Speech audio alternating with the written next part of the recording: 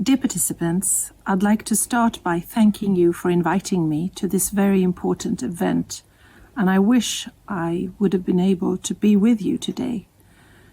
But I hope that this virtual greeting serves as an expression of my appreciation for the work of the Truth Commission's incredible efforts for peace in Colombia. The participants in today's meeting have deep knowledge of the truth-seeking process and broader peace process in Colombia. So I therefore leave it humbly to them to describe the process and the work of the Truth Commission. I attend here mainly to get a chance to express Sweden's support for peace and the mechanisms for transitional justice, and to tell a little bit more about Sweden's involvement in the Colombian peace-building process. Sweden supports both the peace process and broader peace efforts in Colombia. We have close partnerships in the country that aims to strengthen the protection for human rights, in particular for human rights defenders who continue to suffer threats and violence across the country. We support the Office of the High Commissioner of Human Rights and Swedish civil society organizations such as Diakonia and Svefor, which are important contributions to peace building. We also collaborate with several other organizations that work actively in Colombia. Some examples are the International Organization for Migration, the International Center for Transitional Justice, the Institute for Integrated Transitions, and the Colombian Commission of Jurists.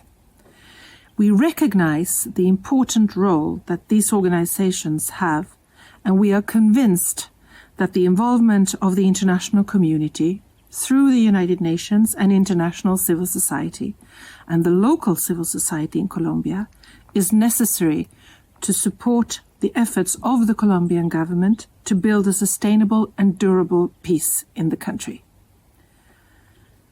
The Colombian government and the FARC-EP designated Sweden as an international companion to paragraph 5 of the final agreement, through which the comprehensive system of truth, justice, reparation, and non-repetition was created.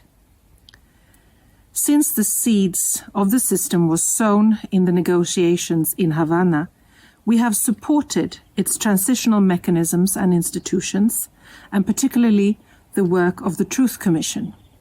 Our support is both financial and political, and is mainly channeled through our embassy in Bogotá. We have manifested this support at a high political level, not least when State Secretary for International Development Cooperation, Per Olsson Frid, and the Archbishop of the Church of Sweden, Antje Jackelén, visited Colombia last year in 2019. Both showed great interest in the success of the transitional institutions. Our embassy in Bogotá has an ongoing dialogue with the Truth Commission on a political and a technical level. It has supported the Truth Commission through technical assistance, initiatives and projects carried out by civil society organizations to strengthen the Commission's internal processes. Sweden has also provided support for reports carried out by organizations for women, victims, ex-combatants, and other actors that were presented by the Truth Commission. Now, the Swedish government is in the process of developing a new strategy for development cooperation with Colombia for the years 2021 to 2025. The strategy will focus on key areas within peace building, such as peaceful and inclusive societies, democracy, human rights, the rule of law, and gender equality. This strategy will work as a framework for Swedish development activities in Colombia in the years to come. Among other things, it aims to contribute to a democratic development of the peace agreement, women's and young people's active participation in peace processes, transitional justice, protection of human rights, and increased presence and capacity of state institutions in conflict-affected areas.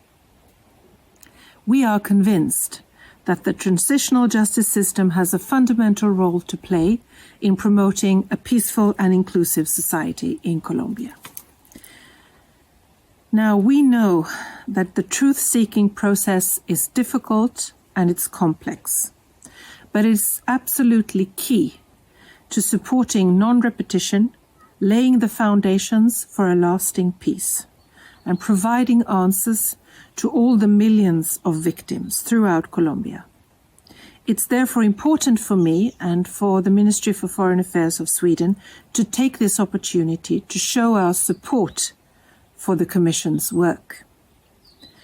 The Commission can count on Sweden's support and cooperation during this crucial period of its mandate, especially ahead of the presentation of its final report at the end of the year, next year. Thank you very much once again for giving me the floor and for your invaluable contributions to sustainable peace in Colombia. Thank you.